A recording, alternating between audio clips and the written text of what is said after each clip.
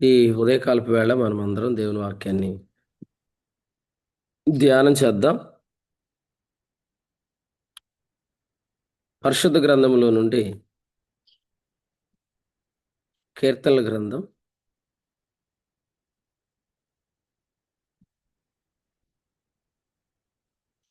116వ కీర్తన మనం చదువుకున్నాం. ఈ కీర్తనలో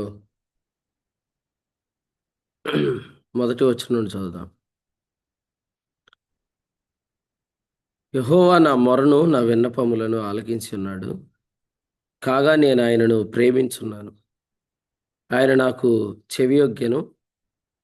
కావున నా జీవితకాలమంతయు నేను ఆయనకు మొర్రపెట్టుదును. మరణ బంధకములు నన్ను చుట్టుకొని ఉండెను. పాతాళపు వేదనలు నన్ను పట్టుకొని ఉండెను. శ్రమయు దుఃఖము నాకు కలిగెను. అప్పుడు యెహోవా దయచేసి నా ప్రాణమును విడిపింపుమని యెహోవా నామమును బట్టి నేను మొర్రపెట్టి తిని. యెహోవా దయాళుడు, నీతిమంతుడు, మన దేవుడు వాత్సల్యత గలవాడు. యెహోవా సాధువులను కాపాడువాడు. నేను కృంగి ఉండగా ఆయన నన్ను రక్షించాను. నా ప్రాణమా, యెహోవా నీకు క్షేమ విస్తరింపు చేసి ఉన్నాడు. తిరిగి నీ విశ్రాంతిలో ప్రవేశింపుము. ఈ కీర్తనలో మనం 17 వచనం చూద్దాం. నీవు నా కట్లు విప్పి ఉన్నావు. నేను నీ కృతజ్ఞతార్పణ అర్పించేదను. ఈ కీర్తనలో మనము 3వ వచనాన్ని గమనిస్తున్నప్పుడు, మరణ బంధకములు నన్ను చుట్టుకొని ఉండెను, పాతాళపు వేదనలు నన్ను పట్టుకొని ఉండెను, శ్రమయు దుఃఖము నాకు కలిగెను అనే వచనాన్ని మనం గమనిస్తున్నప్పుడు,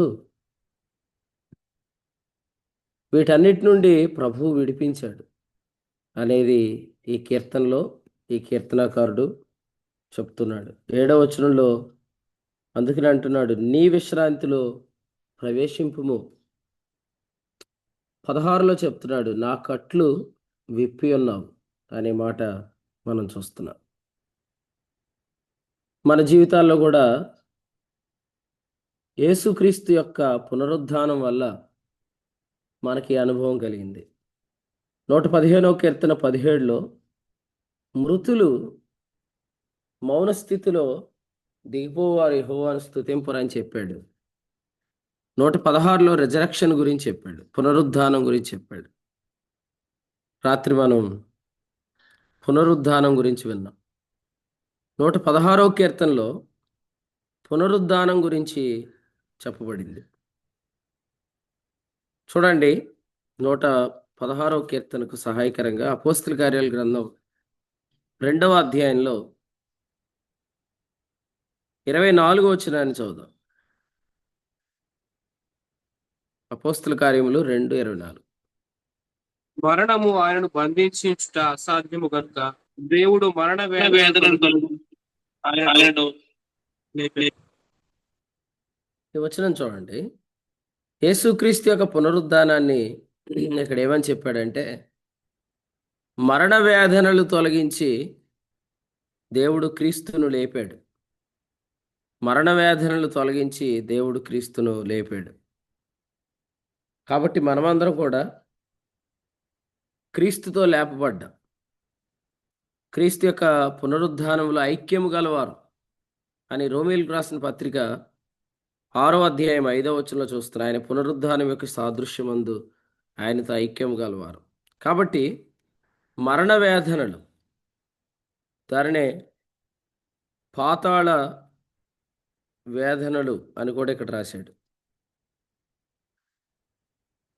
అపోస్తల కార్యాల గ్రంథం 2వ అధ్యాయంలో 27వ వచనంలో నీవు నా ఆత్మను పాతాళములో విడిచిపెట్టవు అనే మాట మనం చూస్తున్నాం. రాత్రి మన రోమాపత్రిక మొదటి 7 వచనాల్లో యేసుక్రీస్తు యొక్క ఆత్మ పరిశుద్ధ ఆత్మ అని తీర్పు పొందినట్లుగా పునరుద్ధానం ద్వారా మనం జ్ఞాపకం చేసుకున్నాం. రోమీయులకు రాసిన పత్రిక మొదటి అధ్యాయం మొదటి 7 వచనాల్లో మృతులలో నుండి పునరుద్ధానుడైనందున పరిశుద్ధమైన ఆత్మ గలవాడు యేసుక్రీస్తు అని, ఆయన ఆత్మ పరిశుద్ధమైనది అనే తీర్పు వచ్చింది. ఆ తీర్పు ఆయనకే రాలేదు, మనకు కూడా వచ్చినట్టే.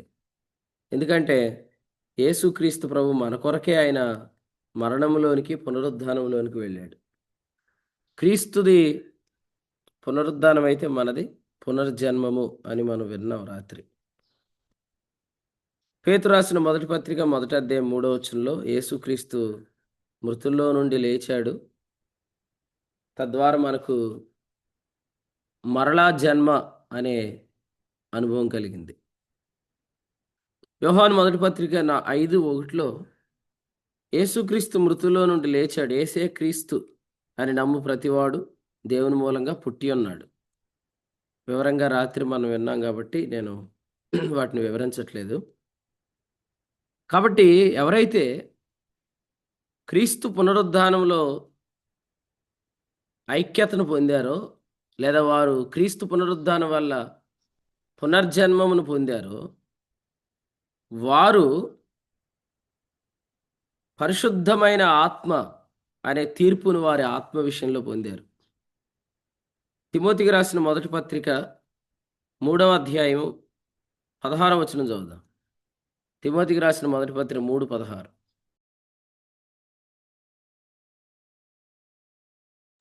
ఆయన సశరీరుడుగా ప్రత్యక్షుడయ్యను, ఆత్మ విషయమున నీతిపరుడని తీర్పు పొందను.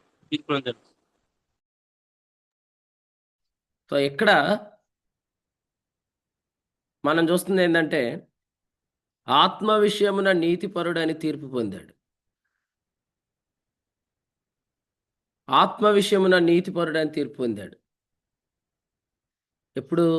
ఆయన పునరుద్ధానుడు అవటం ద్వారా. ఓకే, ఆయన ఆత్మ పునరుద్ధానపు అనుభవం ద్వారా, పాతాళంలో విడిచిపెట్టకపోవటం ద్వారా, ఆయనను దేవుడు లేపటం ద్వారా పరిశుద్ధమైన ఆత్మ అనే తీర్పు క్రీస్తు పొందాడు.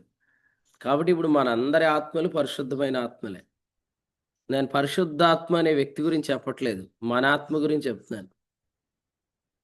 పరిశుద్ధమైన ఆత్మగా మన ఆత్మ తీర్పు పొందింది. అయితే కొందరు వారి ఆత్మ విషయంలో పరిశుద్ధమైన ఆత్మని నమ్మట్లేదు కనుక విశ్వాసుల్లో కూడా చనిపోయినాక ఆత్మశాంతి కొరకు ప్రార్థన చేయండి అని ఫ్లెక్సీల్లో వేయటం, అలాగే ఆదరణ కూడికల్లో చెప్పటం మనం వింటున్నాం. ఇదంతా అజ్ఞానం అన్నమాట. విశ్వాసి యొక్క ఆత్మ పరిశుద్ధమైన ఆత్మ అని విశ్వాసి నమ్మనప్పుడు విశ్వాసి మరణ వేదనలు అనుభవిస్తాడు, పాతాళపు వేదనలు అనుభవిస్తాడు. పాతాళపు వేదనలు ఏంటంటే, విశ్వాసి అపవిత్రాత్మల చేత నడిపించబడతాడు. ఈ అపవిత్రాత్మలు అనేవి వాటికి విశ్రాంతిని చూసుకుంటాయి, మనకు విశ్రాంతి లేకుండా చేస్తాయి. లూకాసు వార్తలో 11వ అధ్యాయంలో యేసుక్రీస్తు ప్రభు చెప్పిన మాట, అపవిత్రాత్మ విశ్రాంతి వెదకుచు 24వ వచనంలో చెప్పాడు.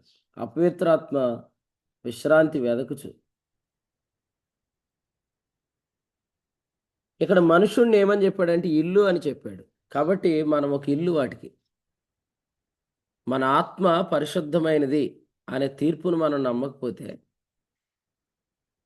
మనం ఈ పాతాళపు వేదనలు అంటే ఏంటంటే అపవిత్రమైన ఆత్మల చేత మనం పీడించబడతాం. మైక్ ఆన్ అయిపోయింది, చూడండి ఎవరు.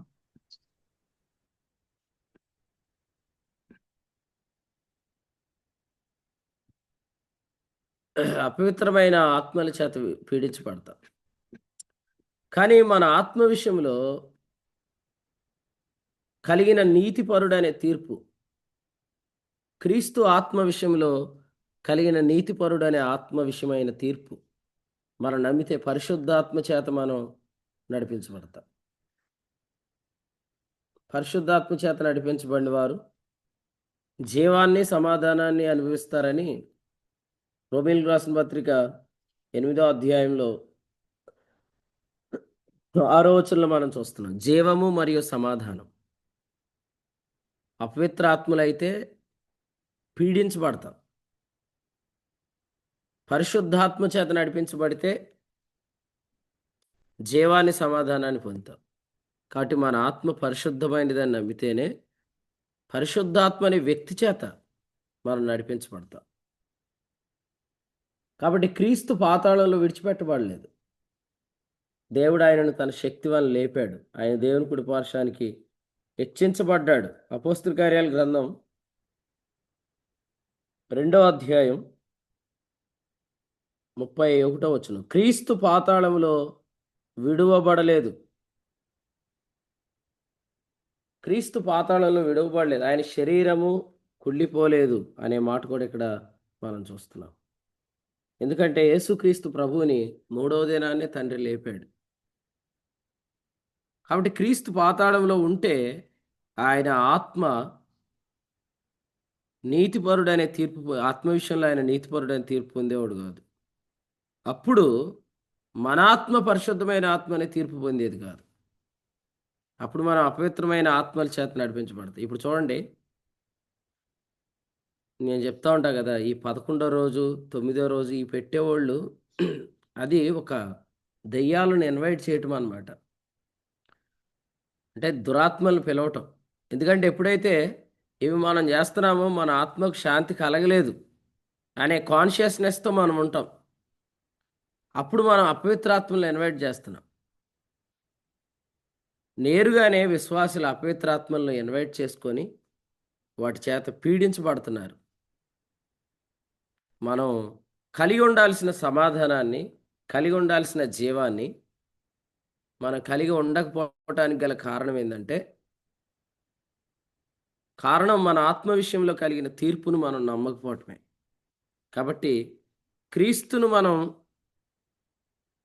దేవుని కుడి పార్శ్వాన చూస్తున్నట్లయితే ఈ అపవిత్రాత్మల చేత పీడించబడే అవకాశమే మన జీవితాల్లో ఉండదు.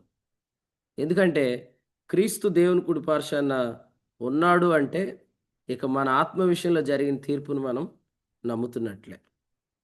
అందుకని 116వ కీర్తనలో మరొక మాట కూడా ఉంది చూడండి. యెహోవా భక్తుల మరణం 15వ వచనం. ఆయన దృష్టికి విలువ గలదు. యెహోవా భక్తుల మరణం ఆయన దృష్టికి ఎందుకు విలువగలదంటే, యెహోవా భక్తులు ఏం చెప్తారు? నాకు బాగా దినం పెట్టు భోజనాలు ఎట్టంటారా? యెహోవా భక్తులు ఏం చెప్తారంటే అలాంటి ఏమి చేయొద్దని చెప్తారు. అలాంటి ఏమి చేయొద్దు అని మనకు వాళ్ళు చెప్తారు. వాళ్ళు అలా చెప్పటం ద్వారా మనల్ని వారు పాతాళపు వేదన నుండి తప్పిస్తున్నారు. వారు కూడా. ఎందుకంటే వారి విషయంలో మనం చేసిన మన అపవిత్రాత్మలను పిలుస్తున్నట్టే. కాబట్టి యెహోవా భక్తుల మరణం ఆయన దృష్టికి విలువ గలది. రాత్రి పెంటపాడులో మనం పునరుద్ధానం గురించి విన్నాం. దానికి ముందు భీమవరంలో కూడా మనం పునరుద్ధానం గురించి విన్నాం. పునరుద్ధానము అంటే రాత్రి మనం ఏం చెప్పుకున్నామంటే, భూమిలో ఒక వ్యక్తిని మనం సమాధి చేస్తున్నామంటే కొరింథీయులకు రాసిన మొదటి పత్రిక 15వ అధ్యాయం ప్రకారం మనం ఒక విత్తనాన్ని విత్తుతున్నాం. అంటే అప్పుడు భూమి మనకేమైంది? అది మన యొక్క స్వాస్థ్యమైందని చెప్పుకున్నాం కదా.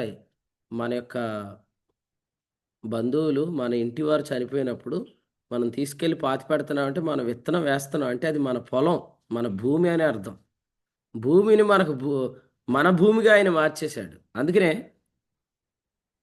ఆదికాండంలో 23వ అధ్యాయంలో షారాను పాతిపెట్టినప్పుడు అది స్వాస్థ్యముగా కొనుక్కున్నాడు. 4వ వచనంలో సమాధి తోట స్వాస్థ్యం ఏంటండి? ఎస్, మనకు సమాధి తోట స్వాస్థ్యమే. ఎందుకంటే మన భూమిలో మనం విత్తనాలు వేసుకుంటాం, అది మనకు స్వాస్థ్యం కాదా? అలాగే మనం చనిపోయిన వారిని పాతి పెడుతున్నాం అంటే అవి విత్తనాలు విత్తుతున్నాం, దేవుడు వచ్చి లేపుతాడు. సో అది మన భూమి, అది మన స్వాస్థ్యం. ఇప్పుడు చూడండి, అబ్రహాము ఈ పదాలు వాడాడు. శ్మశాన భూమిని స్వాస్థ్యముగా ఇయ్యండి, శ్మశాన భూమిని స్వాస్థ్యంగా ఇయ్యండి అన్నాడు. వాళ్ళు అన్నారు, నువ్వు మా మధ్య మహారాజు, అది నీకు మాకు ఎంతలే, ఫ్రీగా తీసుకోవడానికి ఇష్టపడలేదు. కొనుక్కున్నాడు. ఎందుకంటే అది విలువ కలిగిన భూమి. సో దానికి విలువనిచ్చాడు. ఎందుకంటే నేను పంట వేసుకుంటున్నాను, అందులో నా భార్యను పాతి పెడుతున్నాను. ఈ నిరీక్షణ లేకుండా ఎవరైతే పాతి పెడుతున్నారో, ఈ నమ్మకం లేకుండా ఎవరైతే పాతి పెడుతున్నారో వారు ఆ తర్వాత అపవిత్రాత్మల చేత పీడించబడుతున్నారు. ఎవరు నన్ను క్వశ్చన్ అడిగారు, మృతుల కొరకైన బాప్తిస్మని మీలో ఎవరైనా అడిగారా?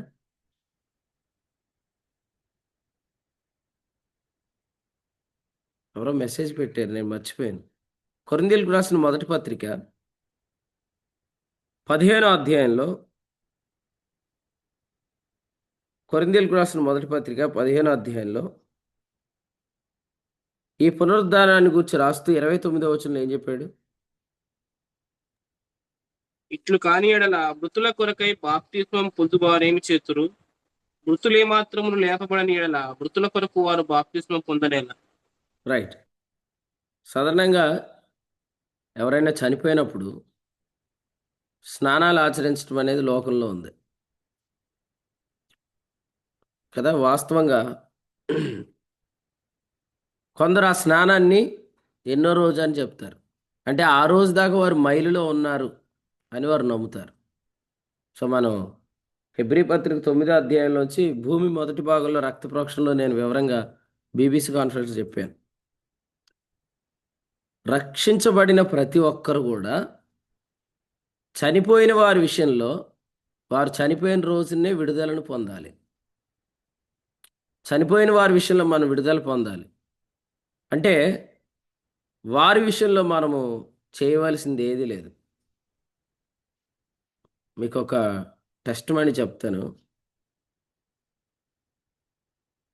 ఆదిలాబాద్ కాన్ఫరెన్స్ జరుగుతున్నప్పుడు 2 రోజులు శ్రీధర్ అంకుల్ మనతో ఉన్నారు.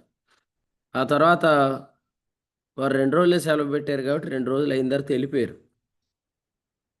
వారు వెళ్ళిపోయిన తర్వాత అనుకోకుండా వాళ్ళ అమ్మగారికి బాగోలేదు. వారు కొరకని తెనాలి వెళ్ళిపోయారు. ఆ తర్వాత ఏం జరిగిందంటే, వారి అమ్మగారు కాన్ఫరెన్స్ తర్వాత చనిపోయారు. వారి ఇంట్లో ఎవ్వరు ప్రభువుని ఎరగలేదు. మరి అంకులే చిన్నవాడు కాబట్టి అంకులే చేయాలి. నేను మొన్న ఆదివారం విన్నప్పుడు చాలా సంతోషించాను. ఏంటంటే వారి ఇంటి వారందరూ ప్రభువుని ఎరగని వారు, కానీ అంకుల్ ఒక్క దానిలో కూడా ఇన్వాల్వ్ అవ్వలేదు.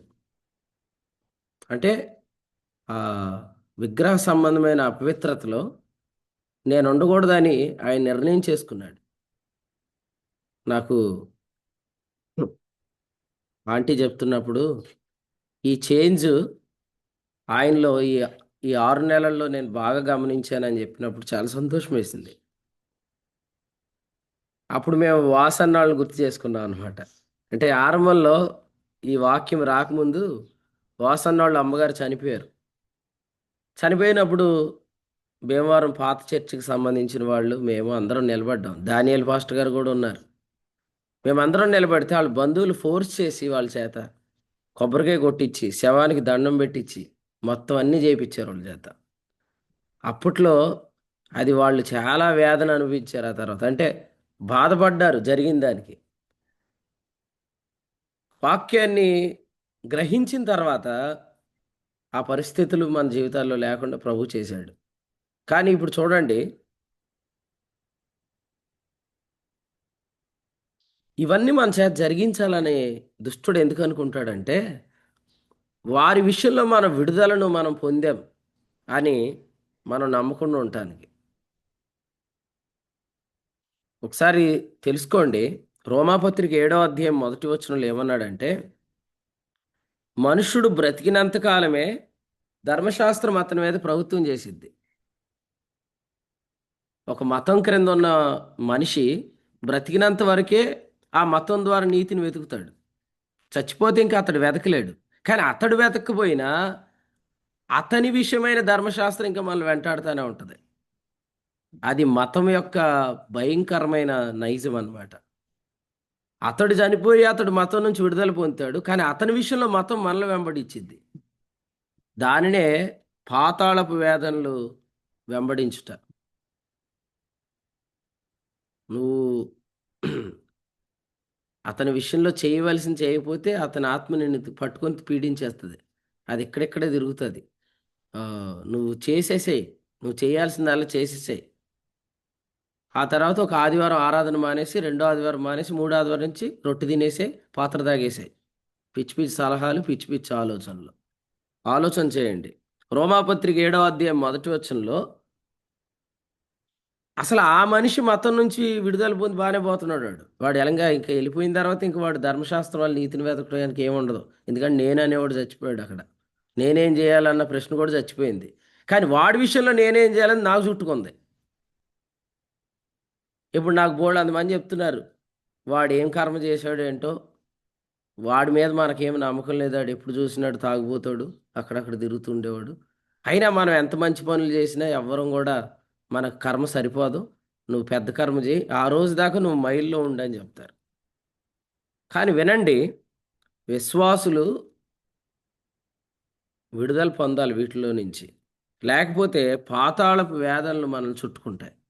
అంటే ఈ అపవిత్రాత్మల చేత మనం పీడించబడతాం. పిల్లల యొక్క మనస్సాక్షిని కూడా పాడు చేసేస్తున్నారు. మనం మైల్లో ఉన్నామని చెప్తున్నారు విశ్వాసులు.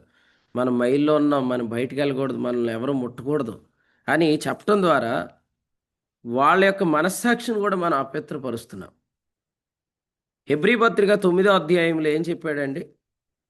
హెబ్రీ పత్రిక 9వ అధ్యాయంలో ఏం చెప్పాడు? మైలపడిన వారి మీద 13వ వచనం, ఆవు దూడ బూడిద చల్లటం పరిశుద్ధపరిచిద్ది అన్నాడు. అంటే ఆ దినాల్లో మైలుపడిన వాళ్ళ మీద ఆవుదోడు బూడిద చల్లటం, లేదా 10లో చెప్పినట్లు బాప్తిస్మాలు, అంటే రకరకాల స్నానాలు ఏవైతే ఉన్నాయో వాటి ద్వారా ఓకే పవిత్రత పొందాం, స్నానం అయిపోయిందమ్మా అని అడుగుతారా? అయిపోయిందండి, స్నానం అయిపోయింది, పవిత్రత పొందాం అనే కొంత తృప్తి అందులో దొరికింది. 14లో చెప్పాడు, ఎంతో ఎక్కువగా శుద్ధి చేసేదాని గురించి చెప్పాడు. అంటే మైలపడిన వారి మీద ఆవుదోడ బూడిద చల్లటమే వారికి పరిశుద్ధతగా అనిపిస్తే, ఈరోజు అంతకంటే ఎక్కువగా మన మనస్సాక్షిని యేసుప్రభు కడిగాడు. ఎలా కడిగాడంట? 14 వచనం, పరిశుద్ధమైన సన్నిధిలోనికి వెళ్ళటం ద్వారా, రక్తాన్ని తీసుకొని దేవునికి ఇవ్వటం ద్వారా, అంటే ఆయన పునరుద్ధానం ద్వారా. మన ప్రభు పాతాళంలో ఉండిపోతే, లేదా మన ప్రభు సమాధిలో ఉండిపోతే, మనం ఇప్పుడు చనిపోయిన వారి విషయంలో ఇవన్నీ చేసుకుంటూ పోవాలి. మన ప్రభు మన మనస్సాక్షి కొరకు అక్కడికి వెళ్తే మీరు ఎక్కడుండి మనస్సాక్షి పాడు చేసుకుంటే ఎలాగా? పరలోకంలో దేవునికి క్రీస్తు కనపడుతుంది ఎందుకు? మన మనస్సాక్షి శుద్ధిగా ఉండటం కొరకు. కానీ మనం ఇవన్నీ చేసి మనస్సాక్షి పాడు చేసుకుంటే, నేను ఆ రోజు కూడా చెప్పాను, మీరు ఆ బీబీసీ కాన్ఫరెన్స్ చెప్పిన మెసేజ్ వినండి. అపవిత్రాత్మల చేత మనం పట్టుబట్టడానికి ఇదంతా చేస్తాడు. కానీ యేసుప్రభు పునరుద్ధానం ఎందుకు జరిగింది?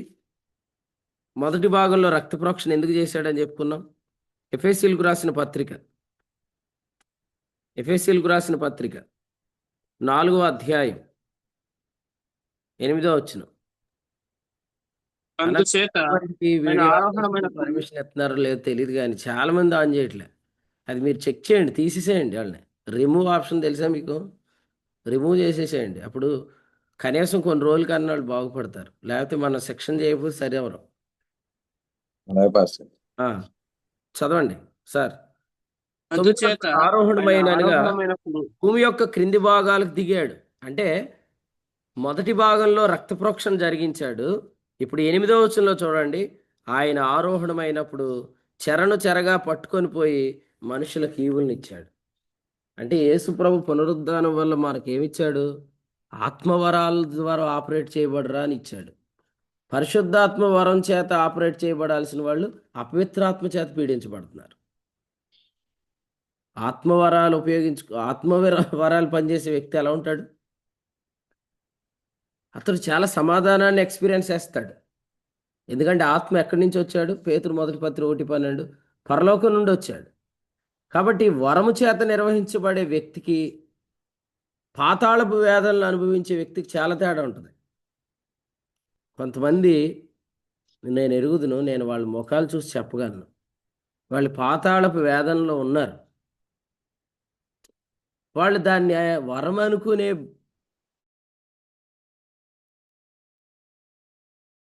భక్తులు.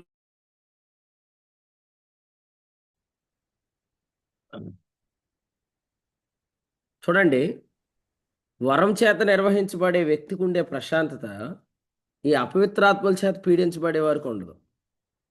నేను కూడా చెప్తాను, ఊరికి అందరు నెత్తి మీద చేసి ప్రార్థన చేస్తుంటే నెత్తి మీద చేయి వేయించుకోకండి. ఎందుకంటే మనం అలా నెత్తి మీద చేసి ప్రార్థన చేసినప్పుడే అపవిత్రాత్మలు పట్టిస్తారు. మళ్ళీ వాళ్ళే వదలగొడతారు, మళ్ళీ వాళ్ళే పట్టిస్తారు, మళ్ళీ వాళ్ళే వదలగొడతారు. అసలు కొంతమందికి డౌట్ ఏంటంటే, అసలు ప్రార్థనకి వెళ్ళే వాళ్ళకి దెయ్యాలు ఉంటాయని అడుగుతున్నారు బయట వాళ్ళు. మరి ఎందుకంటే దెయ్యాలు ప్రార్థనకి వెళ్ళే వాళ్ళకి ఉండేటట్టు ప్రార్థనలలో అన్ని దెయ్యాలు వదలగొడతమే కనబడుతుంది. కాబట్టి అసలు ఎందుకు విశ్వాసి అపవిత్రాత్మ చేత పట్టబడతాడు అనేది ఫస్ట్ మనం తెలుసుకోవాలి. ఎందుకంటే అతని యొక్క మనస్సాక్షి బలహీనం అయిపోతేనే పట్టబడతాడు. అందుకనే స్పెషల్గా కాన్ఫరెన్స్ హాల్లో అందరు ముందుకు రండి దెయ్యాలు వదలగొడతామని చెప్పి అందరినీ పడేసి వీడియోలు తీసి పంపించే కాదు ఇది. అసలు అపవిత్రాత్మ పట్టకూడదంటే మీ మనస్సాక్షి ఎంత బలంగా ఉండాలో ఆ ఉపదేశ సారాన్ని ఈ గృహంలో చెప్పబడుతుంది. గలతీ 6:10 విశ్వాస గృహంలో, తిమోతి 1:3 గృహ నిర్వాహకత్వం, విశ్వాసకి మంచి మనస్సాక్షిని ఇవ్వటం. తిమోతి 1:5 విశ్వాసకి మంచి మనస్సాక్షి ఇవ్వటం. ఈ మంచి మనస్సాక్షి ఇవ్వటం ద్వారా విశ్వాసిని ఈ పాతాళ వేదన నుంచి మనం తొలగించవచ్చు. మీకు ఒకటి చెప్పనా, పాతాళ వేదనలు కలిగిన వ్యక్తి ప్రశాంతంగా ఉండలేడు, వాక్యం వినలేడు. ఈరోజు ప్రభు మనల్ని ఎక్కడ కూర్చోబెట్టాడో అక్కడ ఏం చెప్తానన్నాడు? ఎఫెసు పత్రిక 2వ అధ్యాయము 6వ వచనంలో, రాబో యుగములలో అత్యధికమైన కృపా మహేశ్వరం చెప్తానన్నాడు. ఎందుకు చెప్పగలుగుతున్నాడు? ఎందుకు చెప్తాడు? ఎందుకంటే అక్కడ చాలా ప్రశాంతంగా ఉంటుంది కాబట్టి. నువ్వు వినగలుగుతావు. పాతాళ వేదనలు ఉంటే వాక్యం వినలేవు. అన్నా మీరు నా నెత్తి మీద చేసి ప్రార్థన చేయండి అన్న, దయ్యం వదిలిపోద్ది అన్న అంటే, అసలు నెత్తి మీద నేను చేసి ప్రార్థన చేసే బదులు ఇలా చెప్తున్నాను, యేసుక్రీస్తు మృతుల్లో నుండి లేచాడు, అందువల్ల మన ఆత్మకు కలిగిన పరిశుద్ధత అనే తీర్పు నువ్వు నమ్మితే ఆటోమేటిక్గా ఏ అపవిత్రాత్మ నీ జోలికి రాలేదు. నీ మనస్సాక్షి బలంగా ఉంచుకోవాలి. కొందరికి కొన్ని డౌట్లు ఉన్నాయి. ఈ దినానికి వెళ్ళినప్పుడు భోజనం చేయాలా వద్దా అని. అసలు ఆ డౌట్ ఉన్నప్పుడు చేయకండి.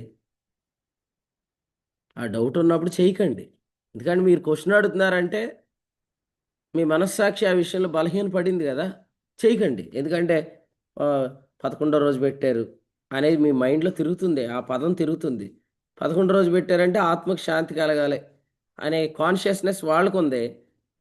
ఆ భావంలో మీరు కూడా ఉండి దాన్ని తిన్నప్పుడు ఏం జరుగుతుంది? మీ మనస్సాక్షి కూడా అపవిత్రం అవుతుంది. తద్వారా ఈ పాతాళపు వేదనలు మనం ఎక్స్పీరియన్స్ చేస్తాం. క్లియర్గా చెప్పాలి. ఎవరైనా మనల్ని అడిగితే వివరాన్ని మనం చెప్పగలం కదా. మా పాస్టర్ గారు తినొద్దు అన్నాడు అంటారా? మా పాస్టర్ గారు తినొద్దు అన్నాడు అనేవాళ్ళు అందరూ తినేసేయండి. వాక్యం అర్థమైన వాళ్ళు మాత్రం వివరంగా చెప్పాలి. ఏమని చెప్పాలంటే, అసలు ఒక వ్యక్తి చనిపోయిన తర్వాత నీలాగా నేను కూడా 11వ రోజు దాకా కనిపెట్టాలనే బంధుత్వాన్ని నాతో నువ్వెందుకు పెంచుకున్నావు? మన అలాంటి బంధువులు ఎప్పటికీ కాకూడదు. నువ్వంటే మైల్లో ఉన్నావు కానీ మా ప్రభు మమ్మల్ని మైల్లో ఉంచలేదు. మా మనస్సాక్షిని బలహీనంగా ఒక్క క్షణం కూడా ఉంచుకోవద్దు అన్నాడు. గలతీ పత్రిక 2వ అధ్యాయంలో ఏం చెప్పాడు? గలతీలకు రాసిన పత్రిక 2వ అధ్యాయం 5లో ఏం చెప్పాడు? ఒక్క గడి అయినా ఆ వీక్ కాన్షియస్నెస్ కలిగించే గాస్పల్ వినొద్దు అన్నాడు. అంటే ఒక్క గడి కూడా నువ్వు అలా ఉండొద్దు అన్నాడు. అర్థమైంది కదా? ఇప్పుడు సాధారణంగా స్త్రీ ధర్మం చొప్పున నెలసరి వచ్చినప్పుడు అని వ్రాయబడింది. ఎందుకంటే శరీరాన్ని బట్టి వారు బలహీనంగా ఉంటారు. కానీ మతములో ఏం జరిగిద్ది అంటే అది మనస్సాక్షి వరకు బలహీనతను తీసుకెళ్తుంది. మతం క్రింద మీరు పాత నిబంధన చదివితే కడగా ఉండాలి స్త్రీ అన్నాడు కదా. కడగా ఉండాలంటే అది కేవలం ఆరోగ్యానికి సంబంధించిన బలహీనత మాత్రమే కాదు, అది మనస్సాక్షి విషయంలో కూడా బలహీనతే. పాత నిబంధనలు కడగా ఉండమన్నాడంటే ఆమెను ఆమె ముట్టినది ప్రతిది అపవిత్రమైద్ది అన్నాడు. ఎందుకంటే అక్కడ మనస్సాక్షి కూడా బలహీనం అని చెప్పాడు. కానీ క్రొత్త నిబంధనలోకి వస్తే ఆరోగ్యమే బలహీనం, కానీ మనస్సాక్షి బలమే. అందుకని ఇప్పుడు అలాంటి ఆచారాలు జరిగించకూడదు. కొంతమంది ఇలాంటి ప్రశ్నలు కూడా అడుగుతారు, ప్రభు బల తీసుకోవచ్చా నెలసరి ఉన్నప్పుడు అని. అయితే వినండి, మనస్సాక్షి విషయంలో బలహీనత అనేది లేదు. ఎందుకంటే కృపలో మనం ఉన్నాము. మన ప్రభు మన మనస్సాక్షిని తన రక్తం చేత శుద్ధి చేశాడు. వేటిని మనస్సాక్షిలోకి తీసుకోకండి. ఎందుకంటే ఈ టైంలో అపవిత్రాత్మల చేత పీడించబడతారు, పాతాళపు వేదనలు చుట్టుకుంటాయి. ప్రభుకు స్తోత్రం. ఎందుకంటే మన ప్రభు వీటన్నిటి నుంచి మనల్ని విడిపించాడు, మైలులోంచి విడిపించాడు, ఇలాంటి చిన్న చిన్న బలహీనమైన ఆలోచనల నుంచి విడిపించాడు. మన ప్రభు మృతుల్లో నుండి తిరిగి లేవటం వల్ల మనల్ని వీటన్నిటి నుండి విడిపించాడు. కాబట్టి మనం ఇప్పుడు రక్షణ పాత్రను చేతపట్టుకు కృతజ్ఞతాస్తుతులు చెల్లించాలన్నాడు. ఎందుకంటే నీ రక్షణ ద్వారా నాకు ఎంత విడుదల ఇచ్చావా ప్రభు, నన్ను ఈ బలహీనమైన వాటిలో నుంచి నన్ను ఎత్తావు. ఒక్క గడి అయినా ఉండొద్దు అన్నాడు. కానీ స్త్రీలు ఎక్కువ రోజులు ఈ ఆలోచనతో ఉండిపోతున్నారు, అది మంచిది కాదు. ఒక్క గడి అయినా బలహీనంగా ఉండొద్దు. శరీరం బలహీనం అవ్వచ్చండి, కానీ మనస్సాక్షిని ఒక్క గడి అయినా బలహీనంగా ఉంచవద్దు. ఎందుకంటే అపవిత్రాత్మకు మనం అవకాశం ఇచ్చినట్టు. మనం మన మనస్సాక్షిని బలంగా ఉంచితే పరిశుద్ధాత్మ వరాల చేత మనం ఆవరించబడతాం. పాతాళ వేదనలు కాదు ఆవరించేది, మనల్ని పరిశుద్ధాత్మ వరాలు ఆవరించాలి. మేడగదిలో ఉన్న ఎక్స్పీరియన్స్ మనం ఎక్స్పీరియన్స్ చేయాలి, శాంతిని మనం ఎక్స్పీరియన్స్ చేయాలి, జీవాన్ని మనం ఎక్స్పీరియన్స్ చేయాలి. మనం ఆ అద్భుతమైన శాంతి వాతావరణాన్ని ఎక్స్పీరియన్స్ చేయాలి. పరిశుద్ధాత్మ మాత్రమే మిమ్మల్ని వాడుకోవాలి తప్ప ఎటువంటి అపవిత్రమైన ఆత్మలు మన జీవితాల్లో పనిచేయకూడదు. ఎందుకంటే హబక్కూకు గ్రంథంలో ఏం చెప్పాడంటే ఇవి అబద్ధాన్ని బోధిస్తాయని చెప్పాడు. హబక్కూకు గ్రంథంలో 2వ అధ్యాయము వచనం 19లో లేదా వచనం 18లో, అబద్ధములు బోధించి పోత విగ్రహములు యందు నమ్మిక ఉంచుట వలన ప్రయోజనమేమి? అబద్ధాన్ని బోధిస్తాయి. వీటినే లోకమూల పాఠాలు అన్నారు. లోకమూల పాఠాలు అంటే అబద్ధముల చేత మనం బోధించబడటం. గల్తీలకు రాసిన పత్రిక 4వ అధ్యాయం 3వ వచనం, అబద్ధాలు బోధిస్తాయి. అబద్ధాన్ని మీరు జరిగిస్తారు, నీతిని మీరు జరిగించలేరు, దేవుని చిత్తాన్ని జరిగించలేరు, సత్యాన్ని జరిగించలేరు. అబద్ధం బోధిస్తాయి. ఎక్కువగా పెళ్ళిళ్ళలో అబద్ధాలు బోధించే ఆత్మలు పనిచేస్తాయి. అలాగే చనిపోయిన దగ్గర అబద్ధాన్ని బోధించే ఆత్మలు పనిచేస్తాయి. ఇందాక నేను చెప్పినట్లుగా కొన్ని సందర్భాల్లో అబద్ధాన్ని బోధించే ఆత్మలు పనిచేస్తాయి. మనం బలహీనంగా ఉన్నామనుకోండి, మనకి ఎవడొచ్చి ఏది చెప్తే చేసేస్తాం కదా. పెళ్ళికి ఎవరు వస్తారు? యూదుల శుద్ధీకరణ ఆచార ప్రకారం జరుగుతుంది వివాహం. అప్పుడు ఏం చెప్తారు? యూదులు తమ ఆచారాలు చెప్తారు, పెళ్ళికి వచ్చి ఆచారాలు బోధిస్తారు. యోహాను సువార్త 2వ అధ్యాయంలో మనం చూస్తున్నాం. అలాగే చనిపోయిన దగ్గర యోహాను సువార్త 11వ అధ్యాయంలో యెరూషలేము సమీపంగా ఉందా, అనేక మంది యూదులు వారిని ఆదరించడానికి వచ్చారు.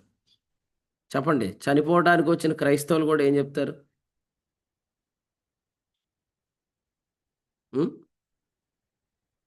గాజులు తీసేయమ్మా, తెల్లచీర కట్టుకోనన్నా, బయటికి రాకూడదమ్మా నువ్వు, ఏ చెప్తారు.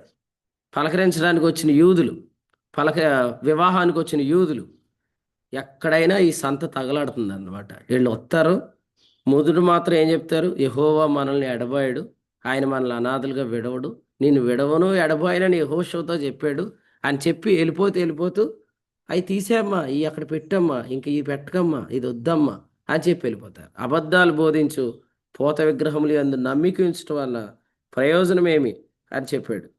ఎందుకు చెప్పాడంటే మనం బలహీనంగా ఉన్నప్పుడు ఇవన్నీ నమ్ముతాం, మనం బలంగా ఉన్నాం అనుకోండి, అసలు అలా చెప్పినోడిని తలుపులేసి ముందాడికి బుద్ధి చెప్పి పంపిస్తాం. మనం ఎవరు చెప్పినా అప్పుడు నమ్ముతాం, ఎందుకంటే మనం ఆల్రెడీ బలహీనంగా ఉంటాం కాబట్టి.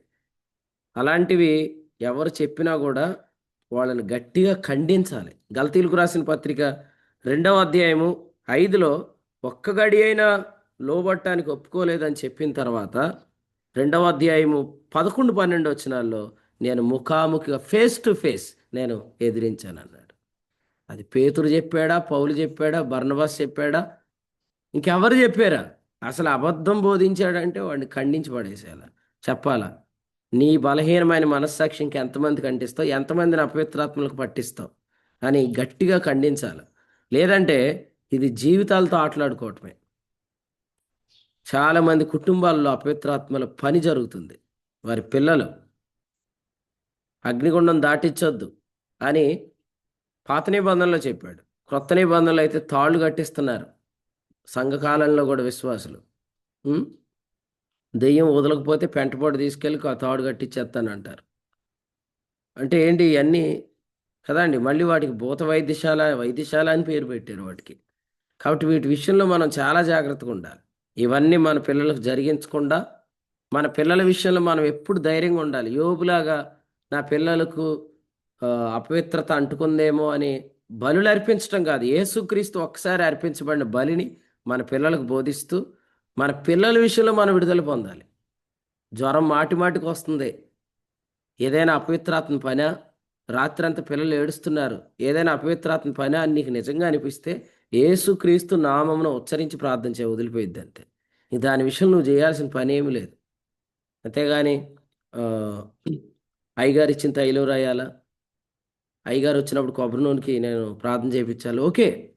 విశ్వాస సహితమైన ప్రార్థన నువ్వైనా చేయి, నువ్వైనా చేసి యేసు ప్రభు నామంలో నువ్వైనా విశ్వాసంతో చేయాల్సింది చేయాలి, కానీ ఆచారాలు నమ్మొద్దు. వీటి విషయంలో పిల్లల విషయంలో కూడా బలహీనమైన మనస్సాక్షి వెళ్ళొద్దు. ఖచ్చితంగా దుష్టుడి పైన ఉంటుంది, ఉండదని నేను చెప్పట్లేదు, కానీ అంతకంటే బలమైనది మన అధికారం. పేతురు మొదటి పత్రిక 3:22 చదవండి. పేతురు మొదటి పత్రిక 3:22.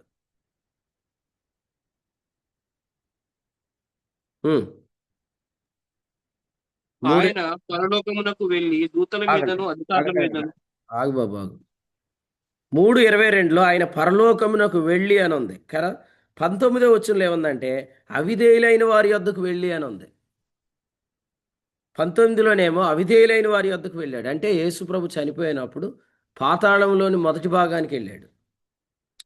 22లో పరలోకానికి వెళ్ళాడు, పాతాళంలో మొదటి భాగానికి వెళ్ళి అక్కడున్న చెరను చెరగా పట్టుకొని పోయాడు. పరలోకానికి వెళ్ళి ఇప్పుడు మన మనస్సాక్షికి సంపూర్ణ సిద్ధి ఇస్తున్నాడు. 2 విషయాలు ఉన్నాయి ఇందులో. నీతిమంతుల ఆత్మలకు సంపూర్ణ సిద్ధి ఇచ్చాడు.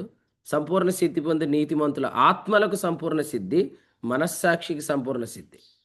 22వ వచనంలో ఇప్పుడు ఈ సంపూర్ణ సిద్ధి వల్ల ఏం జరిగింది? దూతల మీదను అధికారుల మీదను శక్తుల మీదను అధికారం వచ్చింది. ఏ దూతల మీద అధికారం ఉంది మనకి? పరిశుద్ధమైన దూతల మీదే మనకు అధికారం ఉంటే పడిపోయిన దూతల మీద మనకి ఇంకెంత అధికారం ఉంటుంది? మరి వాటికి మనం ఎందుకు భయపడతాం? పరిశుద్ధ ఆత్మలే, లేకపోతే పరిశుద్ధమైన పరిచర్యకు ఉపయోగపడుతున్న ఆత్మలే మనకు పరిచర్య చేస్తుంటుంటే అపవిత్రాత్మ భయపడతారా? మన అధికారం ఎక్కడుంది? దూతల మీద ఉంది, అధికారుల మీద ఉంది, శక్తుల మీద ఉంది, పరలోకంలోకి వెళ్ళిన క్రీస్తు ద్వారా, పునరుద్ధానుడైన క్రీస్తు ద్వారా. అందుకని 21లో ఏం చెప్పాడు? యేసు క్రీస్తు పునరుత్థాన మూలముగా నిర్మలమైన మనస్సాక్షి వచ్చింది. ఈ నిర్మలమైన మనస్సాక్షి శక్తుల మీద అధికారం చేసిద్ది. నిర్మలమైన మనస్సాక్షి లేకపోతే శక్తులు మన మీద అధికారం చేస్తాయి. ఏ శక్తులు? మంచి శక్తులు కాదండి బాబు. కుటుంబాలను విడాకులు అనే సబ్జెక్టు తెచ్చే శక్తులు, సంఘాలను పాడు చేసే శక్తులు, వ్యక్తులను పాడు చేసే శక్తులు, ఆ అన్ని డొనామీస్ మీద మనకు అధికారం ఇచ్చేశాడు. అన్ని శక్తుల మీద మనకు అధికారం ఉంది. అందుచేత యేసుక్రీస్తు పునరుద్ధాన మూలముగా నిర్మలమైన మనస్సాక్షి, శరీర మాలిన్యం తీసివేసే బాప్తిస్మం కాదు. శరీర మాలిన్యం తీసివేసే బాప్తిస్మం కాదు. క్రీస్తులోనికి బాప్తిస్మం. క్రీస్తుతో చనిపోయాం, క్రీస్తుతో లేచాం, క్రీస్తుతో కూర్చున్నాం, క్రీస్తుతో పరలోకంలో ఉన్నాం. కాబట్టి మన మనస్సాక్షికి శుద్ధి కలిగించే బాప్తిస్మం. ఇది నీటి బాప్తిస్మం కాదు, ఇది క్రీస్తులోనికి బాప్తిస్మం. ఈ బాప్తిస్మం వల్ల మన మనస్సాక్షి శుద్ధీకరించబడి మన శక్తుల మీద అధికారాన్ని కలిగి ఉంటాం. కాబట్టి యెహోవా భక్తుల మరణం ఆయన దృష్టికి విలువైంది. ఎందుకంటే వాళ్ళు చనిపోతూ ఏం చెప్పరు, ఇంకా ఎలా క్లియర్గా చెప్పాలి. భక్తులు ఏం చెప్పాలంటే, నేను వెళ్ళిపోయిన రోజు అన్నీ క్లోజ్ చేయి, నువ్వు పిచ్చి పిచ్చి కూడికలు ఏం పెట్టకని చెప్పాలి. వాళ్ళు చెప్తారు, నువ్వు అలాంటివి ఏం పెట్టకు, అవి పెట్టి నువ్వు బలహీనంగా ఉండొద్దు, ఎవరికి బలహీనత కలిగించదు. ఒక్క గడియ కూడా, నేను చనిపోయిన తర్వాత ఒక్క గడియ కూడా నా విషయంలో నువ్వు వేదన అనిపించొద్దు. చనిపోయేదాకా ఏడవాలి, చనిపోయారని ఏడవాలి, చనిపోయేదాకా ఏడుస్తావు రోగంగా ఉన్నప్పుడు. చనిపోయినాక మనల్ని వారు భౌతికంగా విడిచిపెట్టారని ఏడవాలి, కానీ వారి ఆత్మకి ఏం జరిగిందనే ఏడుపు ఒక్క బొట్టు కూడా మనలో ఉండకూడదు. యేసుప్రభు కూడా లాజరు చనిపోయినప్పుడు ఏడ్చాడు, కానీ ఆ కన్నీరులో ఆచారం లేదు. ఆచారపు కన్నీళ్ళు వద్దు. ఆచారపు కన్నీళ్ళు అపవిత్రాత్మలకు అవకాశాలు. ఆచారపు కన్నీళ్ళు వద్దు. వారి విషయంలో సంవత్సరం చేయించండి అని అడుగుతున్నారు. సంవత్సరం చేయటం ఇవన్నీ మనం చేయకూడదు. ఇవి మనం చేస్తున్నామంటే దాని అర్థం ఏంటి? మనం బలహీనమైన మనస్సాక్షికి ఇన్విటేషన్ ఇస్తున్నాం. అప్పుడు మనం అపవిత్రాత్మలకు అవకాశం ఇస్తున్నాం. కరెక్ట్గా ఆ రోజే మనము ఏదైనా స్తుతి కూడుకు పెడదామా? ఇక ఏ స్తుతి కూడుకోవద్దు, ఆదరణ కూడుకోవద్దు, ఏ కూడుకోవద్దు, ఆపేయండి. విడుదల పొందినట్లుగా ప్రవర్తించండి. వాటి విషయంలో ఇంకా వేధించబడొద్దు. ఎందుకంటే యెహోవా భక్తులు చెప్తారు. మరి ఇప్పుడు భక్తులు ఎవరున్నారు? అందరు భక్తిహీనులు అయిపోయారు కదా. అందుకని ఇప్పుడు ఎవరు చెప్పట్లేదు, కానీ భక్తులు చెప్తారు. మీరు కూడా ఎవరైనా చెప్తే వారిని ఖచ్చితంగా సరిచేయండి. ఎందుకంటే 116వ కీర్తనలో చెప్పినట్లుగా 4వ వచనంలో దయచేసి నా ప్రాణం విడిపించు అని అంటున్నాడంటే, ఆ బంధకాలు, ఆ వేదనలు అనేవి దయచేసి అనే అనుభవంలోకి తీసుకెళ్తాయి. ఏంటో తెలియట్లేదన్నా, రోజు గొడవ అయిపోతుంది ఇంట్లో. పిల్లలు మాట వింటలేదు, పరిస్థితి ఏం బాగుంటలేదు అంటారు. ఎందుకంటే ఇవన్నీ బలహీనమైన మనస్సాక్షిని బట్టి, ఈ అపవిత్రాత్మలకు మన అవకాశం ఇవ్వటమన్నమాట. వీటిని బట్టే మనకు తెలియని ఒక వేదన. అందుకనే నా ప్రాణం కృంగిపోతుంది అన్నాడు. ఇప్పుడు చెప్తున్నాడు 7వ వచనంలో, నా ప్రాణమా విశ్రాంతిలో ప్రవేశించు. దేవునికి స్తోత్రం. క్రీస్తు ఎక్కడికి వెళ్ళాడు? మన ఆత్మలను విశ్రాంతిలోకి తీసుకెళ్ళాడు. ఇప్పుడు మనం మన ప్రాణానికి చెప్పుకోవచ్చు, ఆత్మకు విశ్రాంతి దొరికింది కనుక ప్రాణమా నువ్వు విశ్రాంతి లేకపో అని చెప్పవచ్చు. మత్తయి 11:28 ఆత్మకు విశ్రాంతి. మత్తయి 11:29 ప్రాణానికి విశ్రాంతి. ఆత్మకు విశ్రాంతి యేసుక్రీస్తు పునరుద్ధానం వల్ల కలిగింది. ప్రాణానికి విశ్రాంతి మనకు ప్రభు ఇచ్చిన విశ్రాంతిని బట్టి కలుగుతుంది. ప్రయాసపడి భారం మోసుకొంచున్న సమస్త జనులారా నా ఎద్దుకు రండి, నేను మీకు విశ్రాంతి కలుగుజేతును. అది మన ఆత్మలకు కుమారుడు ఇచ్చిన విశ్రాంతి. 29 నేను సాత్వికుడిని, దేని మనసు గలవాడును కనుక మీ మీద నా కాడి ఎత్తుకొని నా యొద్ద నేర్చుకునేటప్పుడు మీ ప్రాణములకు విశ్రాంతి. ఆత్మకు విశ్రాంతి జరిగిందని నమ్మితే ప్రాణానికి విశ్రాంతి. ప్రాణానికి విశ్రాంతి ఉన్నప్పుడే మన ప్రవర్తన బాగుంటుంది. ప్రాణానికి విశ్రాంతి కలకపోతే మన ప్రవర్తన బాగోదు. ఆ ప్రవర్తన ఏమన్నాడంటే పితృపారంపర్యమైన వ్యర్థ ప్రవర్తన. ప్రాణానికి విశ్రాంతిని ఇచ్చేయండి అందరూ కూడా. మీరందరూ చెప్పండి ఎలాగని, నా ప్రాణమా తిరిగి నీ విశ్రాంతిలో ప్రవేశించు. నా ప్రాణమా తిరిగి నీ విశ్రాంతిలో ప్రవేశించు. నువ్వు ఈ పితృపారంపర్యమైన వ్యర్థ ప్రవర్తన నువ్వు విడిచిపెట్టినట్లుగా, వెండి బంగారం వంటి క్షయ వస్తువుల చేత కదా, అమూల్యమైన రక్తం చేత విడిపించాడు. ఎవరు చనిపోయినా మన ప్రాణానికి అవిశ్రాంతి కలగదు, కలగకూడదు. ఎందుకంటే యేసు ప్రభు రక్తముతో పరలోకంలో ప్రవేశించాడు. ఆవుదోడు బూడిద చల్లుటే ఆ దినాల్లో పరిశుద్ధ పరిస్తే, ఈనాడు నిత్యుడగా ఆత్మ ద్వారా తను తాను దేవుని నిర్దోషిని కనపరుచుకున్న క్రీస్తు రక్తం నిర్జీవ క్రియలు విడిచిపెట్టి జీవము గల దేవుని సేవించటకు మీ మనస్సాక్షిని ఎంతో ఎక్కువగా శుద్ధి చేయను. కాబట్టి ఆచారాలు విడిచిపెట్టి, నిర్జీవ క్రియలు విడిచిపెట్టి మన వ్యర్థ ప్రవర్తన విడిచిపెట్టాలి. వ్యర్థ ప్రవర్తన చేసేవాళ్ళు మర్యాదగా ఉంటారా? మర్యాదగా ఉండరు. మర్యాద అంటే ఏంటంటే పాస్టర్ గారికి తెలిసిపోద్దేమోనని భయపడుతూ ఉంటారు. ఆ తాడు కట్టుకున్నది కూడా కొంతమంది ఫుల్ హ్యాండ్స్‌తో లాగేసి బటన్ పెట్టేత్తారు. ప్రార్థన చేపించుకుంటారు. కాళ్ళు కింద కట్టుకున్న వాళ్ళేమో ప్యాంట్ కిందకి లాగేత్తారు. కవర్ చేసేస్తారు. ఇదంతా పగటి యందు నడుచుకున్నట్టు నడుచుకోవాల్సిన మర్యాద కాదు. రోమీయులకు రాసిన పత్రిక 13వ అధ్యాయంలో చెప్తూ 13:13లో చెప్పాడు. పగటి యందు నడుచుకున్నట్టు మర్యాదగా నడవండి అన్నాడు. ఇయన్నీ దాస్తున్నారంటే చీకట్లో నడుస్తున్నట్టు. మర్యాద కాదది. వ్యర్థ ప్రవర్తన కలిగిన వారు పగటి యందు నడుచుకున్నట్టు మర్యాదగా నడుచుకోలేరు. నేను చెప్పా కదా! ఈ స్వస్థతశాలకి వెళ్ళేవాళ్ళు ఒకసారి నా కారు ఆపారు ఎక్కుతాకి. అప్పటి నుంచి ఇంకా వాళ్ళకి భయం అన్నమాట. ఈ ఆదివారం పాస్టర్ గారు మనకి ఖచ్చితంగా వాషింగ్ పౌడర్ నిర్మా, పాలలోని తెలుపు నిర్మాతో వచ్చిందన్నట్టు చేస్తాడు అని వాళ్ళకి టెన్షన్ అన్నమాట. అందుకని వాళ్ళు ఎక్కిన కాడి నుంచి ఎన్ని అబద్ధాలు ఆడారు. పొరపాటున ఎక్కేశారు, అబద్ధాలు ఆడారు. అలాగే ఈరోజు దొరికిపోతామనే భయంతో మనం బతకాలన్నమాట. ఎందుకంటే వీటన్నిటి నుంచి మన ప్రభు మనల్ని విడిపించాడు. దయచేసి ఈ విషయంలో ఇంకా పడొద్దు. కుటుంబాలను పాడు చేయొద్దు. ఎందుకంటే ఈ దురాత్మలు అనేవి, శక్తులు అనేవి మంచివి కాదు. ఎఫెసీయులకు రాసిన పత్రికలో అవిధేయులను ప్రేరేపించు శక్తికి వీడు అధిపతి అనే మాట మీరు తెలుసుకోండి. 2:2. అందుకనే కొరింథీ 2వ పత్రిక 4:4లో ఆ మహిమను గూర్చిన జ్ఞానం మనకి ప్రకాశించకుండా ఉండాలని వీడు గుడ్డితనమే కలిగిస్తున్నాడు. సో ఈ ఈ శక్తులన్నీ ఏమీ లేవు, ఆ చేతబడులని ఏమీ లేవు, అసలు ఈ అపవిత్రాత్మలు ఏమీ లేవు అంటే అది తప్పురా బాబు. అట్లా అనుకోకండి. శక్తులు ఉన్నాయి. కుటుంబాలను పాడు చేసే, వ్యక్తులను పాడు చేసేవి, జీవితాలను పాడు చేసేవి ఉన్నాయి. కానీ వాటి మీద మనకు అధికారం ఉంది.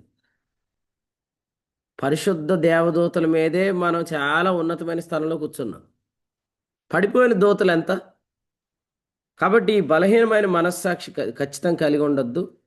ఉంటే మాత్రం మిమ్మల్ని ఎవ్వరు కూడా సరిచేయలేరు. ఎవరు కూడా మిమ్మల్ని ఆ విషయాల్లోంచి బయటికి తీసుకురాలేరు. అందుచేత మీరందరూ చెప్పుకోండి, నా ప్రాణమా తిరిగి నీ విశ్రాంతిలో ప్రవేశించు. నా ఆత్మకు ఆయన విశ్రాంతినిచ్చాడు, ఇప్పుడు నా ప్రాణానికి ఆయన విశ్రాంతినిచ్చాడు. ఇది అద్భుతమైన వచనం 116వ కీర్తనలో చెప్పబడింది. ఇక ఫైనల్గా ఈ కీర్తనలో 16లో చెప్పాడు, నీవు నా కట్లు విప్పి ఉన్నావు. యేసుప్రభు ఈ మాటను ఎక్కడ గుర్తు చేశారు? యోహాను సువార్త 11వ అధ్యాయంలో ఏమన్నారు? అతని కట్లు విప్పండి. యోహాను సువార్త 11వ అధ్యాయంలో అతని కట్లు విప్పండి. అంటే ఇప్పుడు యేసుప్రభు ఈ భూమి మీదకి ఎందుకు వచ్చాడు? ఆచారపు కట్లు నుండి మనల్ని విడిపించడానికి వచ్చాడు. దేర్ఫోర్ పాతాళపు బంధకాల నుంచి మనల్ని విడిపించడానికి వచ్చాడు. పరిశుద్ధమైన వరాల చేత మనం నిర్వహించబడటానికి వచ్చాడు. మన ఇంటిని దురాత్మలతో నింపకుండా పరిశుద్ధాత్మతో నింపటానికి యేసుప్రభు లోకానికి వచ్చాడు. మతం నుండి మనల్ని విడుదల కలిగించడానికి యేసుప్రభు లోకానికి వచ్చాడు. అందుకనే యోహాను సువార్త 11వ అధ్యాయంలో యేసుప్రభు ఏం చెప్పారు? యోహాను సువార్త 11వ అధ్యాయం 9వ వచనం. యోహాను 11:9. అందుకు యేసు, పగలు 12 గంటలునే కదా, ఒకడు పగటి వేళ నడిచిన ఎడల ఈ లోకపు వెలుగును చూచును గనుక తొట్రుపడడు. ఈ వచనంలో చూడండి, యేసుక్రీస్తు ప్రభువు 12వ అధ్యాయంలో కూడా చెప్పారు ఈ మాట. ఏమనంటే 35లో, ఇక కొంతకాలం వెలుగు మీ మధ్య ఉండును, చీకటి మిమ్మల్ని కమ్ముకొనుకుండునట్లు మీకు వెలుగుగా ఉండగానే నడవండి అని చెప్పి ప్రభు చెప్పిన మాట, నేను లోకానికి వెలుగు 46వ వచనంలో చెప్పారు. లోకానికి వెలుగు. యోహాను సువార్త 11వ అధ్యాయంలో కూడా పగటి వేళ నడవటం అనే వెలుగు గురించి చెప్పిన ఈ అధ్యాయంలో యేసు ప్రభు చెప్పిన మాట ఏంటంటే 44వ వచనంలో, ప్రేత వస్త్రాలతో అతడు వచ్చాడు, అతని కట్లు విప్పిపోనీయండి, అతని కట్ల నుంచి విప్పండి కదా. మనం సంతోషించాల్సిన విషయం ఏంటంటే ఈ అధ్యాయంలో యేసు ప్రభు కంటే ముందు చాలామంది యూదులు పరామర్శించడానికి వచ్చారు. కానీ అంతమంది వారిని పరామర్శించినా కూడా మరియ గురించి మనం 20లో ఏం చూస్తున్నామంటే ఆమె కూర్చుండి ఉండెను. అంటే ఆమె తన ప్రాణాన్ని అవిశ్రాంతిలోనికి పంపలేదు, విశ్రాంతిలోనే ఉంది. అంటే ఆమెకేమి లేదు, అవిశ్రాంతి లేదు. అరే నా తమ్ముడు చనిపోయాడు, ఇక నేనేమైనా నా తమ్ముడు విషయంలో రుణపడ్డానా అని లేదు. సో యేసు ప్రభు కూడా వచ్చి ఆయన కట్ల నుంచి విడిపించాడు. ఇప్పుడు 12వ అధ్యాయం మొదటి వచనం చూడండి. 12వ అధ్యాయం మొదటి వచనం. కాబట్టి యేసు తాను మృతుల్లో నుండి లేపిన లాజరును గొప్ప విందు జరిగింది. అక్కడ గొప్ప విందు జరిగింది. ఆ ఇల్లంతా అత్తరు వాసనతో నిండింది. 3వ వచనంలో మనం చూస్తున్నాం. నిజంగా మన ఇంటిలో విందు లాంటి అనుభవాలు ఉండాలి. ఎప్పుడు చూసినా పెళ్ళిళ్ళులా కనపడాలి మన ఇల్లు. దురాత్మల ఇల్లు కాదు, పెళ్ళి ఇల్లు. నిర్గమకాండం 12వ అధ్యాయంలో ఆ ఇంటిలో శవం లేదు, ఆ ఇంటిలో వధించబడిన పస్కా పశువు ఉంది. లూకాసు వార్త 15వ అధ్యాయంలో ఆ ఇంటిలో వధించబడిన ఎద్దు ఉంది. అందులో వాయిద్యాలు ఉన్నాయి, నాట్యం ఉంది కదండి. మన ఇల్లు అలాగే ఉండును గాక. ఎవరు మన ఇంటికి వచ్చిన ప్రతిరోజు ఏదో సెలబ్రేషన్ లాగా ఏంటి మీ ఇల్లు ఎలాగా అని అనాలి. అంతేగాని మన ఇంట్లో నుంచి ఎవరైనా వస్తే బయటకు వస్తే అమ్మయ్య పరలోకంలోకి వెళ్ళినట్టు ఉందా అనకూడదు. లోపలికి వస్తే అనాలి, బయటకు వస్తే అనకూడదు. సో అటువంటి వాతావరణం కలిగించండి. మీ ఇల్లంతా అత్తరు వాసనతో నింపబడి విందు ఇంటిగా ఉండును, విందు ఇల్లుగా ఉండును కాక. బేతనీ అంటే అర్థం ఏంటి? బెయిత్ అంటే ఇల్లే. కాబట్టి ఆ ఇల్లు అత్తరు వాసనతో నిండినట్లుగా మనం చూస్తున్నాం. కాబట్టి మన జీవితాల్లో ఈ కట్లు విప్పిపోయిన అనుభవం ప్రభు మనకు కలిగించునుగాక. ఈ 116వ కీర్తనలో చెప్పిన మాట ఏంటంటే, నీవు నా కట్లు విప్పి ఉన్నావు అనే మాట మనం చూస్తున్నాం. సో కృతజ్ఞతతో నింపబడిన అనుభవం. ఈ కీర్తన మళ్ళీ చదవండి, ఈ వెలుగులో చదవండి, మీకు ఈ కీర్తన స్పష్టంగా అర్థమైద్ది. ప్రభు మన జీవితాల్లో తన కృపను విస్తరింప చేయనుగాక. ప్రభు ఈ తలంపులు మనందరి వినికిడిలో దీవించునుగాక. ఆమేన్. ఈ యొక్క 116 కీర్తన నుంచి ఇది పునరుద్ధానానికి సంబంధించిన కీర్తనని. మరి యేసుప్రభు నువ్వు విశ్వసించడం ద్వారా మరి మన ఆత్మకు కలిగినటువంటి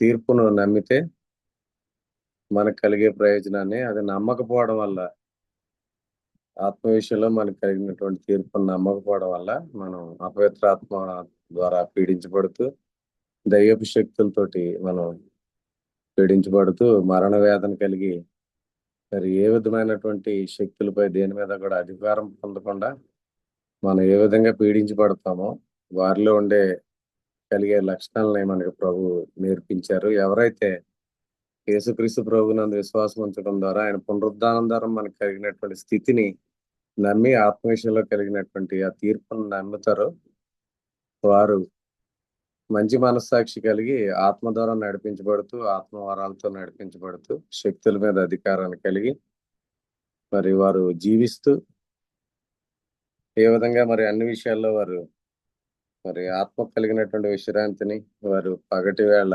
నడిచినట్టు ఏ విధంగా ధైర్యంగా నడుస్తారు ప్రభు ఈ యొక్క 116వ కీర్తన నుంచి మనకు నేర్పించిన సంగతులను బట్టి ప్రభుని స్తుతిస్తూ, ఇప్పుడు వర్తమానం అందించిన దేవుని సేవకులకు, అలాగే ఇప్పుడు నిలిచి వాక్యాన్న దేవుని సేవకులకు, దేవుని ప్రియులకు అందరికీ వందనాలు తెలియజేస్తున్నాం. ఈ రోజు సాయంత్రం 3:30కి కాకినాడలో, రాత్రి 8:30కి రాజమండ్రిలో జరిగే బైబిల్ స్టడీ కొరకు ప్రార్థన చేయండి. రేపటి దినాన్న జగంపేట సమీపంలో ఉన్నటువంటి గెద్దనాపల్లిలో ప్రత్యేకమైన కూడి కొరకు ప్రార్థన చేయండి. అలాగే ఈ శనివారం 3వ శనివారం ప్రార్థన కూడి కొరకు ప్రార్థన చేయాలని మనం కోరుచున్నాం. ఈ సమయంలో దేవుని సేవకులు కాకినాడ దగ్గర గంట్రేడ్లో పరిచయం చేస్తున్న పేతురు గారు ముగింపు ప్రార్థన చేసి కూడికను ముగించవలసింది వారిని కోరుచున్నాం. వారి ప్రార్థనతో ఈ కూడిక ముగింపు చేస్తుంది. వందనాలు పేతురు గారు. వందనాలండి. ప్రార్థన. పరిశుద్ధుడైన మా తండ్రి, ఈ ఘనమైన నామమునకు వందనాలు చెల్లించుకుంటున్నాం ప్రభా. ఉదయకాలము నాయన మరి కీర్తన గ్రంథం 116 అధ్యాయంలో నాయన మరణ వేదనలతో లోకము శ్రమ ఆచారాలలో పద్ధతులలో మరి ఉన్నది కానీ నాయన మేమైతే నా తండ్రి యేసుప్రభుని నా తండ్రి కుమారుడైన క్రీస్తును మేము విశ్వసించినప్పుడు దేవా మా ఆత్మ పవిత్రపరచబడ్డది నాయన మేము ఆచారాలలో లేము నాయన నా తండ్రి సిద్ధాంతాలలో లేము కర్మనీతిలో లేము నా తండ్రి నా దేవా మరి ఈలో అయినటువంటి ఈ శ్రేష్టమైన సంగతులను నీ సేవకులు నాయన మరి నీ సేవకుల ద్వారా మీరు మాట్లాడారు నాయన నీకు స్తోత్రాలు ప్రభా ఇలాంటి ఆచారాలలో సాంప్రదాయాలలో లోకమంతా నిండిపోయి ఉంది ప్రభా నాయన కట్టుబాట్లలో నా తండ్రి బందీలై బానిసలై ఉన్నారు ప్రభా మీరైతే ఆ కొట్లను నాయన ఆ బంధకాలలో నుండి మమ్మల్ని నాయన విడిపించారు నాయన మీకు స్తోత్రాలు కృతజ్ఞతలు చెల్లించుకుంటున్నాం ప్రభా అంత మాత్రమే కాకుండా నాయన ఆ వచనాల యొక్క భావం ఆ వచనాలను మీరు మాకు తెలియజేశారు నాయన వాటి యొక్క భావాన్ని కూడా మీ సేవకుల ద్వారా మాకు స్పష్టంగా వివరించారు నాయన మీకు స్తోత్రాలు నాయన నీకు స్తోత్రాలు తండ్రి యెహోవా భక్తులు మరణము విలువైనదని నాయన మీరు మాట్లాడారు ప్రభా నాయన భూమి మీద నా తండ్రి ఈ వచనాలకు భావం నాయన తెలిసినటువంటి నాయన ఇప్పుడు నాయన మమ్మల్ని ఆ భక్తుల అనుభవాలని మాకు ఉంచినందుకే మీకు స్తోత్రాలు నాయన భక్తులు లేరు కాబట్టి నా తండ్రి భక్తిహీనులుగా ఉన్నారు కాబట్టి ఆచారాలు ఈ కట్టుబాట్లు ఇంకా కంటిన్యూ అవుతున్నాయి నాయన ప్రభా నీకు స్తోత్రాలు చెల్లించుకుంటున్నాం ప్రభా ఈ సేవకులు ద్వారా మాట్లాడినటువంటి నాయన వర్తమానానికి మేము మా హృదయంలో నా తండ్రి తలపోసుకునిచ్చు నా తండ్రి భద్రపరుచుకుని ప్రభా మేము ప్రతిదానిని నాయన మరి వివేచించిన తండ్రి మరి జీవించటానికి మీరు మమ్మల్ని స్థిరపరిచి బలపరిచి నడిపిస్తున్నందుకే నీకు స్తోత్రాలు చెల్లించుకుంటున్నాం నాయన మరి నాయన అధ్యక్షులు మరి చెప్తున్నట్టుగా నా తండ్రి ప్రకటనలో వాటిని అన్నిటిని కూడా నా తండ్రి మరి క్రమంగా నా తండ్రి మరి నాయన అనుసరించటానికి మరి నాయన జ్ఞానమును తెలివి వివేకము మీరు మాకు అనుగ్రహించి నడిపిస్తున్నందుకే మీకు స్తోత్రాలు చెల్లించుకుంటున్నాం ప్రభా ఇంకా నా తండ్రి ఈ సత్యము నా దేవా నా ప్రభా విశ్వాస సంబంధమైన దేవుని ఏర్పాటు ఇది నాయన మా దగ్గర మాత్రమే కాకుండా ప్రభా మరి అనేక గ్రామాల్లోనికి అనేక నాయన పట్టణాల్లోనికి మీరు నడిపిస్తున్నందుకే నీకు స్తోత్రాలు చెల్లించుకుంటున్నాం ప్రభా నీ సేవకుల్ని ఎత్తిపట్టుకుని అనేక నాయన పట్టణాల్లో మీరు నిలబెట్టుకుని నీ ఆత్మచేత వాడుకునే విధానాన్ని పెట్టి మీకు స్తోత్రాలు చెల్లించుకుంటున్నాం ప్రభా ఇంకాను నాయన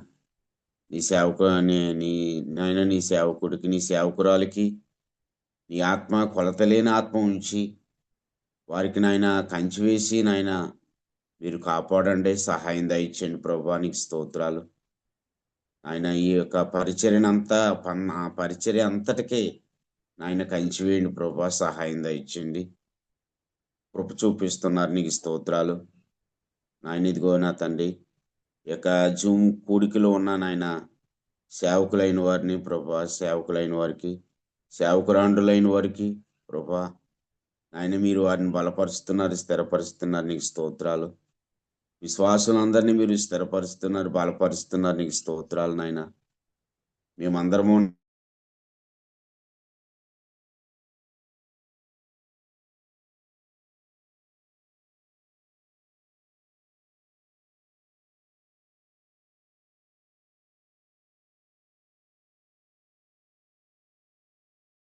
అని మేము పలుకుతున్నాం నాయన దేవానికి స్తోత్రాలు కూడి ఉన్న ప్రతి ఒక్కరిని జ్ఞాపకం చేసుకొని నా దేవ కృపగలిగిన తండ్రి నీకు స్తోత్రాలు నాయన. మీరు మా పట్ల వాక్యాన్ని బట్టి నాయన, ఈ పరిచర్యను బట్టి, మీరు మా పట్ల చేస్తున్న కార్యాలను బట్టి మీకు స్తోత్రాలు, కృతజ్ఞతలు తెలియజేసుకుంటూ నాయన, ఇంకానూ మీరు మమ్మల్ని స్థిరపరిచి నడిపిస్తున్న విధానాన్ని బట్టి మీకు స్తోత్రాలు చెల్లించుకుంటూ